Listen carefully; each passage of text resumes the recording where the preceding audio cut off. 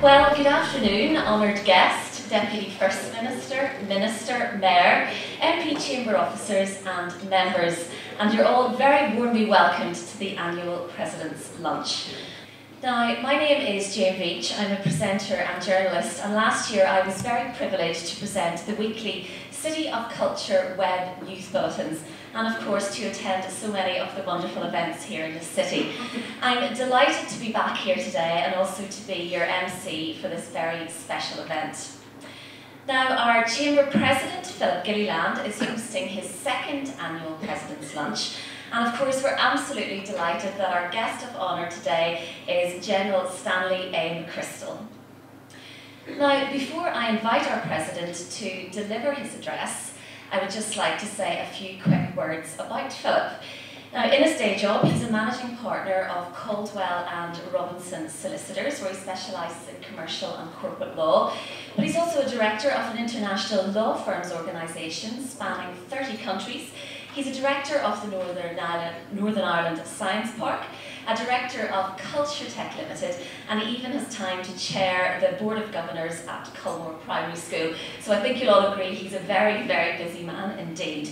So ladies and gentlemen, now can we please give a very warm reception to the President of Londonderry Chamber of Commerce, Philip Gilliland. Ladies and gentlemen, as President of Londonderry Chamber of Commerce, it's my great honour today to welcome to our city and to Northern Ireland General Stanley McChrystal to speak on the subject of leadership in a changing world. Stanley McChrystal is surely one of the most interesting people to have graced the geopolitical stage in the last recent number of years. But we as business leaders are equally as interested in his vast experience in organisational dynamics and cultural change. We, as a business community, understand that our place in the globalised technology and talent-driven world. We understand that the blockers to progress are lack of vision or ambition or confidence or skills or infrastructure, not to mention the soporific fog of inertia that descends when process overtakes substance. But we understand that the leadership to overcome these blockers is within this society's gifts. And we look forward to hearing what General McChrystal has to say on this subject. But we also recognise that Northern Ireland, and particularly the city of Derry, has a political story to tell that resonates around the world, that the world wants to believe in, and that we still need the world to work with us on. I speak, of course, of our journey towards civic society. And you may wonder what Northern Ireland has to contribute to the subject of leadership in a changing world. After all, most of us might have considered that civic society leadership was a quality in short supply here for far too long during our darkest days. Yet, it was leadership that in fact delivered us from the darkness into the relative light that we enjoy today. As President Clinton told us only the day before yesterday, excuse me, the world recognises Northern Ireland for that leadership. We only have to look right now at Crimea and the Ukraine to know and to see their seemingly intractable communitarian splits, to reflect on the goodwill the world offers us, because atypically we as a society had the moral courage to come out of our communitarian trenches and to compromise. And nothing encapsulates that compromise more than the Derry-Londonderry dual name that we have come to accept as the only respectful way to move our city on. Leadership was required on all sides here to produce visions of respectful compromise. Courage was required to articulate these visions, and we, the people, had to believe that compromise was the right thing to do. All of us know that there are still bumps in the road, and all of us believe that unpalatable things had to be swallowed in order to achieve the greater goal. When these bumps appear, what should our response be? It should be to deepen our resolve to move forward together. Every day we forget that resolve is a day that moves us backwards. And why, as a Chamber of Commerce, are we interested in this? Well, because the global recovery is talent-driven, and to have a meaningful part to play in the new economy, a city or region must be a go-to destination for the new generation of talent, which is mobile, to want to be. And to be blunt, nothing is more of a turn-off than hate crime, sectarianism, and the cynical resurrection of old bogey myths. And nothing is more energizing for the next generation than to feel their society move beyond denying the other side's right to exist, stage 1, move beyond hearing each other, stage 2, and move into the period of journeying together, stage 3. This city alone has produced so many stage 3 examples over the last year or so, not least of which was the seamless segue in August last year between the Apprentice Boys Maiden City Festival and Relief of Derry Parade into the All-Ireland FLA, and indeed the respectful and sustained engagement of Protestant loyalist bands in the FLA Cure and the Heron. This sort of event may go unnoticed to the rest of the world, but for us this is big because the journey stage is where the magic is. The more of these sorts of Rubicons that are crossed, the better. It's true that not everyone is moving at the same speed, but we say to our politicians, well done for moving beyond stage 1 into stage 2. But now, to paraphrase President Clinton, finish the job. Be brave. President Obama told us in June last year that segregation is wrong because it encourages division and discourages cooperation. And I add to that there isn't a segregated society in the world that is economically successful because the energies are all facing the wrong way. We say to our politicians, articulate a vision of a truly shared society. Why? It's what the talent community wants, and it's what we need, because we need the talent community to put down roots here. They are our future.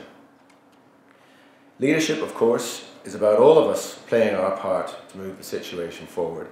And your chamber, which is the fastest growing chamber in Ireland, and stocked with a board of dedicated men and women leading for Derry, your chamber is playing its part. We recognised some time ago the need for this city to field a team on the talent-driven global recovery pitch, a team with a USP and a global reach. We recognise the city's deep heritage in arts and culture and its educational strengths. So we encouraged the marrying together of pure creativity with globalising digital technology, and we founded Culture Tech, which in addition to being the island of Ireland's biggest technology, media and music festival, is a year-round virtual meeting place for arts, technology and entrepreneurialism. Most importantly, it is an organic Derry brand, born of our talents, playing to a global audience and attracting talent to this city. And in terms of attracting talent to this city, your chamber tirelessly lobbies the Northern Ireland Executive to understand the critical strategic importance of radically growing this city's excellent but small university. Such an intervention would be the single biggest government intervention to catalyse structurally the economic fortunes of this city, and in so doing would put the spectre of future conflict even further behind us. It would be the single biggest government intervention to integrate this city into the rest of Northern Ireland and to transform our economic relationship with our neighbours in the Republic. In that regard, we dialogue regularly with the Irish government, who I'm delighted to say are represented here today. Courageous political leadership is required by our government to take the risk to turn this city truly and completely into a university city. Every finance director in this room knows that it would be cheaper than continuing to fund segregation and the policing consequences. Risk-taking is what leadership is about. Seagate took the risk 20 years ago and came to this city. They came not just because the place was good enough objectively. There were many locations around the world that were good enough objectively. They came because subjectively it was the right thing to do. And the proof of the pudding is in the eating, because today there are about 1,400 Derry people employed by Seagate who are able to hold their heads up high on the global stage, and the multiplier economic consequential for the rest of us as a society is substantial. All this because Seagate had the moral courage to believe that investing here was the right thing to do. So today, on the day when this city celebrates becoming the first world host destination city in the UK, I ask you, as business leaders, to reflect on how you play your part in delivering leadership for your businesses and for your community. This city has never felt or looked better in my lifetime, and has never been more energized or confident. But that is precisely the time not to rest on our laurels, We know as business people that the moment you stop going forward, you start going backwards. So now more than ever, this is the moment to push on our journey and transform our energy and confidence into a truly talent-driven civic society, because a talent-driven civic society is what we must have if we are to compete in the global recovery. You know that this journey requires every one of us to play our part, and you have to ask yourself, if you don't step up to the plate and offer business or community or political leadership, who will, and what right will you have to criticise those who do? It is up to all of us to finish the job. Thank you very much.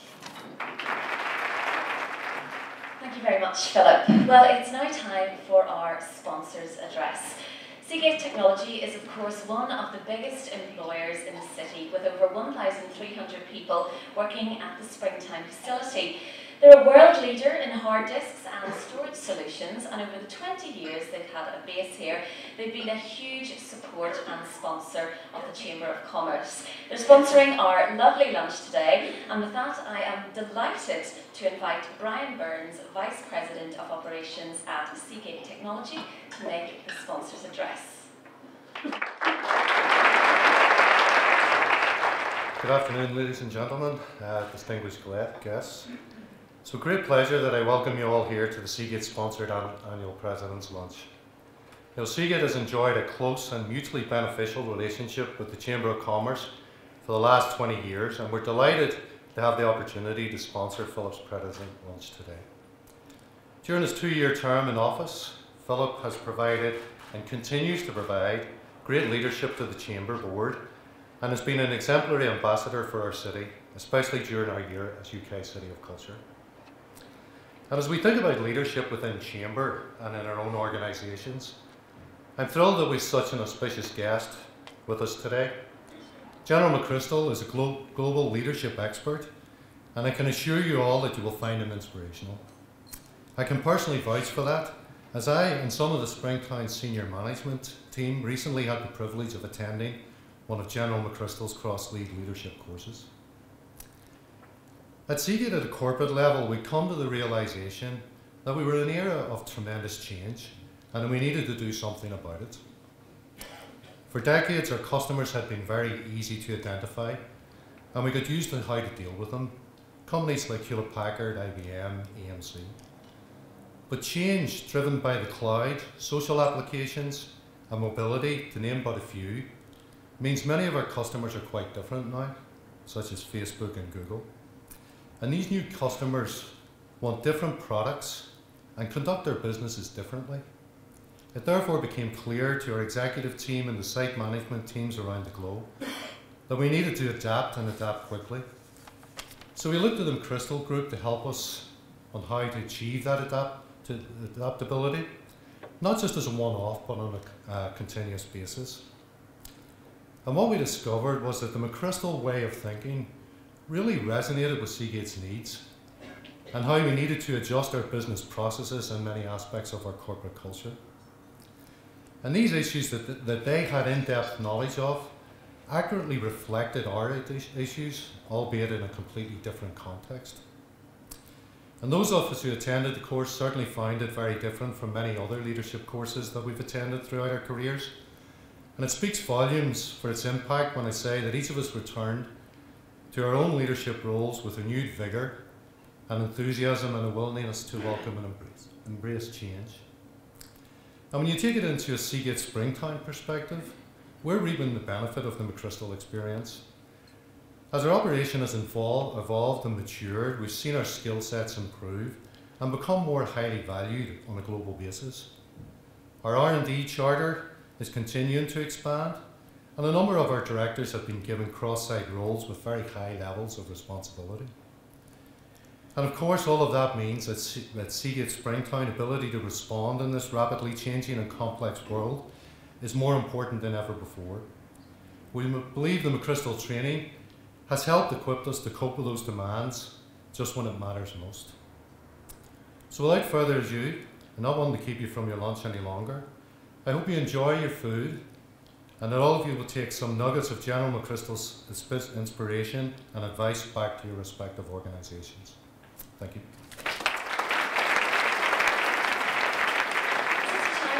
Very senior role in the US military, General McChrystal has taken on a number of leadership positions.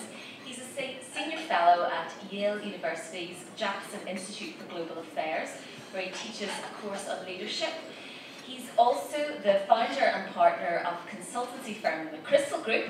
He's a board member of several major companies, and he's also the lead consultant for Seagate.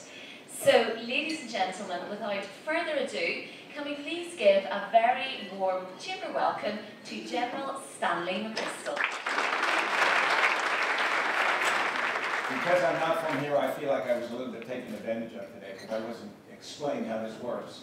But I'm having someone bring some envelopes in and put on the tables, and if you put money in it, that would be terrific.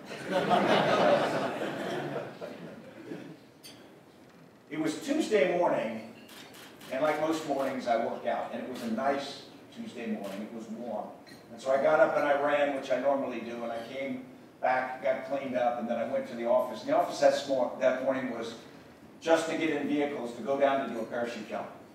So we went down to the airfield to load C-130 aircraft, actually a new C-130 aircraft that they were testing. And you get on and you do preparation training and you put on the parachute and they tighten it. I was 46 years old, so at that point it's kind of hurting your shoulders. We take off that morning. It's a practice training jump only. So we're about 20 minutes into the flight. They give us the initial time warnings.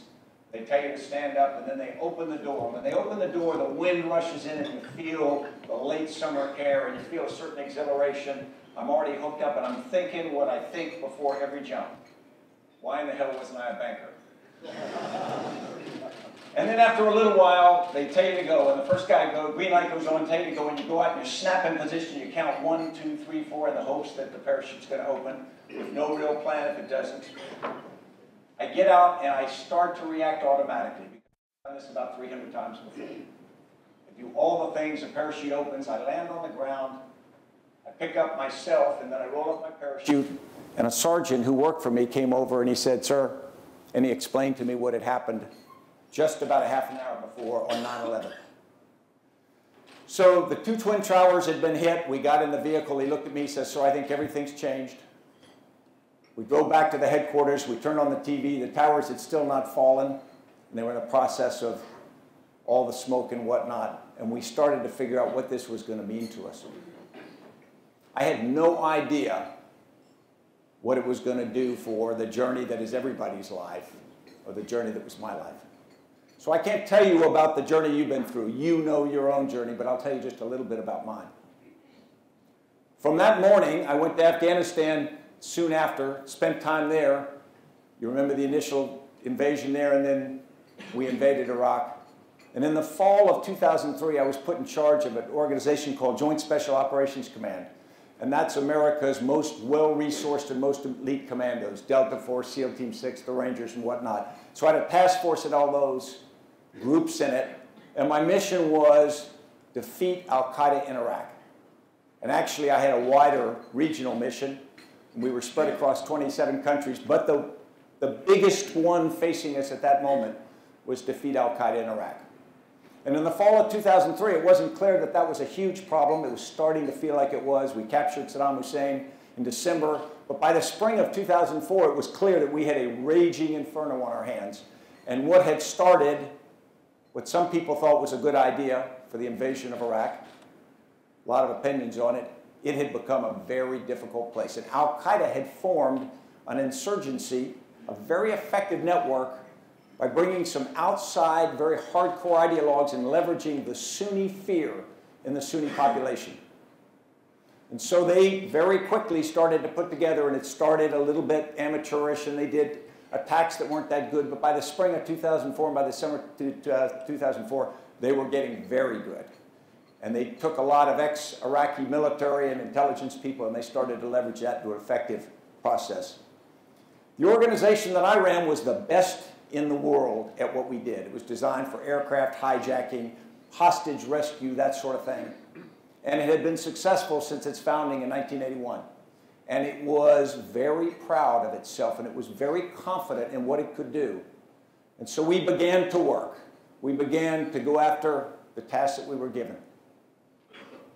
In the summer of 2004, we did 18 raids in that month, about one every other night, which was a breakneck pace for us.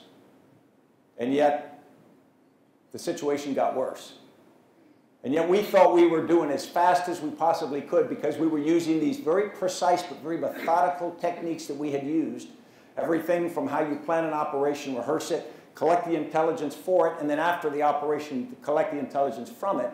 But in fact, we were a very rusty assembly line. We were good, but we were ponderous. And our foes were agile. They were agile, they were resilient, and they were very committed to what they were doing. So we set about our task, and the first thing we found is we were in silos. We operated in these silos inside our subordinate organizations. Delta Force didn't talk to the SEALs. The SEALs didn't want to talk to the Rangers. Nobody wanted to talk to the CIA. So all the elements that had to work together to produce an effective team had cultural reasons, in some cases process reasons, in some cases our email systems didn't even connect to each other. And you had all of these things which made operating insularly the habit. And as we tried to do this, each element tried to do its best at what it could, but it was all of these different pieces, and without the pieces meshing together, you don't get a whole. So despite extraordinary courage, extraordinary effort, we couldn't make a big enough difference on the battlefield to do what we were asked to do. So we went to work on it, and we started a series of things to break down the walls between the organizations. We inverted how information was controlled. We started as a hierarchical organization, which information started down low, went up to the commander, me, and then the great man would theoretically make decisions and go back down, but by the time you go down, you don't really understand what's going on. The people on the ground, you're way too slow. So we inverted it, and we started pushing all the information down and letting people at the lowest levels make decisions. And it started to produce amazing effects. By the summer of 2006, you remember I said in August of 2004 we did 18 raids. In the summer of 2006 we did 300 raids in 1 month, 10 a night. We'd become a machine. And we'd become a new kind of thinking, moving organization that could have an amazing effect at what we were designed to do. And we had in fact done a revolution in military affairs. The problem is, Iraq wasn't really a military affair. And so the focus that we had done in creating this incredible entity and incredible capacity was having a great effect on the battlefield, but it wasn't having an effect on the overall situation, the politics of it, which was the whole point of it. And we could have done that for year after year after year with that same level of efficiency and effectiveness, but absent being paired with an effective political effort and an effective counterinsurgency effort to win over the people, you never get anywhere. And so it wasn't until really late 2006, early 2007 that the US military and other parts started to pull that together in a better way. And suddenly what we did had logic to it. It made sense into what happened. And so the first part of my journey was sort of learning that lesson. I commanded that organization for 5 years. I came home to my wife in the summer of 2008, went to the Joint Staff, worked on the Pentagon, where bureaucracy is not only king, it is a religion. And then in the spring of 2009, I was given orders to go take command in Afghanistan. I'd been in Afghanistan before, but as you can imagine, as I go to Afghanistan, I am the counter-terrorist. There have been articles written about me saying that I'm a competent killer, that we have this extraordinary ability to do kinetic operations and get things done that way. And there was truth to that. When I got into Afghanistan, that was my mindset. My mindset was very different. And so for the people who wanted me to be the gloves off attack killer, they were disappointed. And for the people who were looking for someone different, they were scared that I was going to come in and do that. So we got into Afghanistan, and if you don't know much about Afghanistan, by the summer of 2009, Afghanistan had been at war for 30 years. Afghanistan is a nation. It's a series of nationalities, ethnic groups, the Pashtun, about 42%, Tajik, Uzbek, Hazara, but they have been known as Afghanistan, and they think of themselves as Afghan first and foremost. And really from about 1746 on, when Ahmad Shah Durrani created the Afghan Empire, that's how they consider themselves. And there's a lot of talk about Afghans don't think of themselves as a nation. That's not my experience.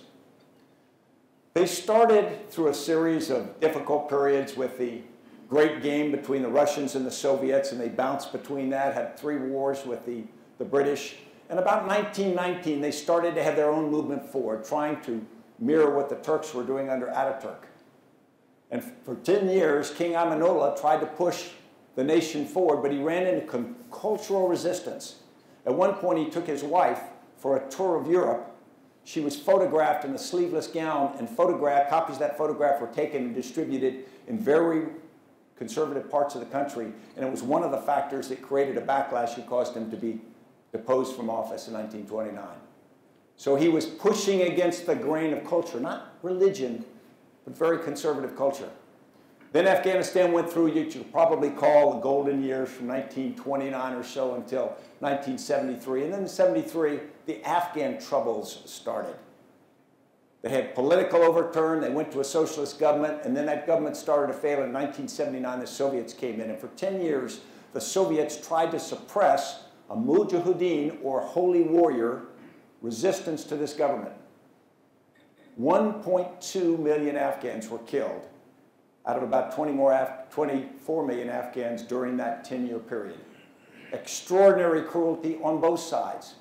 But even more than the war, which in 1989 resulted in the Soviets being pushed out, what happened was you upended society.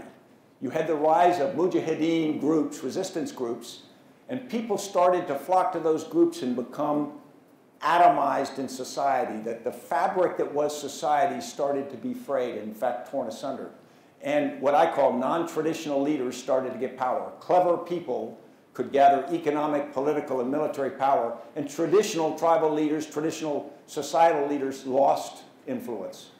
So in 1989, as the Soviets left and everybody in the West said success and we turned our back in Afghanistan, they broke into civil war. And first for 3 years to get rid of the last vestige of the socialist regime, and then from 1992 on, a brutal civil war. They fired hundreds of rockets right into Kabul city. Acts were done by the various mujahideen groups now at war with each other. And then the Taliban came in as another player to sweep out the bums. And they came from the south, and they were idealistic young men. And at first they were very popular because they're going to throw this stuff out, but they were also very rigidly ideological. So when they took about 80% of the country, very quickly they lost credibility because they were not good administrators and they were so extreme in their views. You remember pictures of people being shot in the soccer stadiums and people being beaten, and women, of course, being given a very difficult time in society. So all of this goes on until 2001, and Al-Qaeda launches a strike, and that brings the West into Afghanistan. And their dark period suddenly has light thrown on it. As we arrive in the fall of 2001, we push out the Al-Qaeda, we overthrow the Taliban government, but what do we got? We've got a society that really has no government, and we've got a culture and a society that's not ready to knit itself back together. You say, well, we just need to go back to the way we were. Almost nobody, except older people, could remember how it was. There was no normal in people's memory. People would visit and say, we're here in Afghanistan. I said, you're not in Afghanistan. You are somewhere. Afghanistan used to exist, and it may exist someday, but it doesn't exist right now. This is some post-apocalyptic place that we've got to try to help get back together again.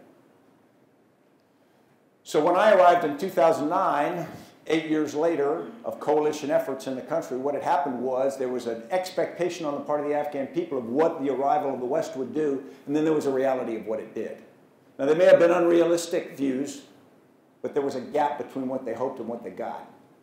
And so as a consequence, groups like the Taliban began to come back into power because they could say, look, You thought it was going to be better. It's not. Different warlords were able to do the same thing. And by the summer of 2009, I came into command to a place that had lost confidence in itself. If it's possible for a society not to believe they can do something, it was Afghanistan in 2009. Everybody thought the sky's about to fall in, the Taliban are about to take over, our government doesn't function, our military and police are corrupt and can't move forward. All of the pieces exist there. There are plenty of people in Afghanistan who know how to do things. There's plenty of courage. There's plenty of potential. But with a lack of confidence in Afghanistan, nobody wanted to leap out and take the chance. And so the primary mission that I found myself in the summer of 2009 as a military commander was not to win battles, was not to maneuver armies, was not to kill people. It was to try to make people confident again. And interestingly enough, it wasn't just the Afghan people. It was the Pakistanis who had lost confidence in stability in the region, and they were acting that way.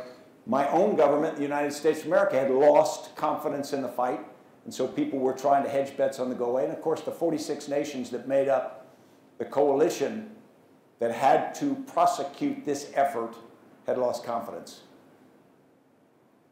People had different solutions. There was one solution that said, aha, McChrystal's there, thank God, let's kick some butt. Take the gloves off. But I didn't think that would work. I thought the only way we'd work is if we convinced the Afghan people we were there to protect them. And if you fight in somebody's front yard and in the process of liberating their village, you destroy their house and kill their children, they don't feel liberated. And so as a consequence, I said we're going to slow down on our use of firepower. We are going to back off on how we aggressively go after the enemy, because at the end of the day, the enemy aren't the problem. The problem is what is allowing the enemy to get traction. The problem is lack of a legitimate government, lack of economic opportunity, the rise of things like the drug trade, which were very new in Afghanistan. But they all had rational basis. They all came because of causes. And suddenly, you have the Taliban coming in and leveraging those, but the Taliban weren't really what we had to worry about. What we had to worry about was right here in everybody's heads. And so the mechanical solution that I had been taught as a soldier, the metric of success, kill the enemy, take ground, whatever you want to do, was absolutely opposite to what had to be done. And I've got to come to grips with, one, how do I do it? Because I really haven't been taught to do that. Two, how do I feel about it? Because when I go down and talk to young soldiers, or I get letters from parents, and the young soldier says, hey, you know, I can't trust these people out here. If they do this, I got to shoot them. And I'd say, no, if you do that, we lose. The very thing that you think seems like a step toward winning is going to cause us to lose the war. And then I would get calls from people in the States saying, you're not letting my son or daughter defend themselves. You are putting them at risk. But in reality, the much greater risk is to lose the war. And the only way you can win the war is to do the counterintuitive thing, which was to use less force and try to bring more people into the discussion and more people to move forward. It's really hard to do, because what I found was you start this direction, but as soon as something caused a problem, people wanted to step back and revert to what was most comfortable. Military forces did, different politicians did, I even did. I mean, there were times when things would happen, and I was a strong believer in where we're going, but I would start to lose my confidence. I go, God damn it, just bomb that thing, let's go, let's push. Because to a man with a hammer, everything looks like a nail. So sometimes you got to put the hammer down, because the advantage I had, I'd been hammering for almost a decade. And so I knew what hammers did and what hammers would not do, or I thought it did. So, that was my journey. I came out, I used to use the comment that a British officer, a good friend of mine, said that he would quote Clausewitz, war is an extension of politics by other means, and then he added, and to politics it must return. As soon as we forget that it is about politics, as soon as it is about the military part of it, and that's the focus of what we do, then it has no end. It has no focus. At the end of the day, I think it has no meaning. It was not where I expected to be. It was not the conclusions I expected to draw, but it's the ones I had. Thank you very much. Thank you very much indeed, Stanley McChrystal. That was really quite inspirational. I think one of the things that is, if there are any vague or even remote parallels, I think what we learned here was that there was no military solution to our own situation. It's actually about we the people. I want to thank you very much indeed for coming here to speak to us. I think all of us will remember what you've said. I want to thank Seagate very much, Brian. Thank you very much indeed for sponsoring today's event. It's a real honour for us in this chamber to have a speaker of Stanley's calibre. And I want to thank you all very much for coming, and I want to thank you for your continued support for Chamber. It is, after all, your chamber. Thank you very much indeed.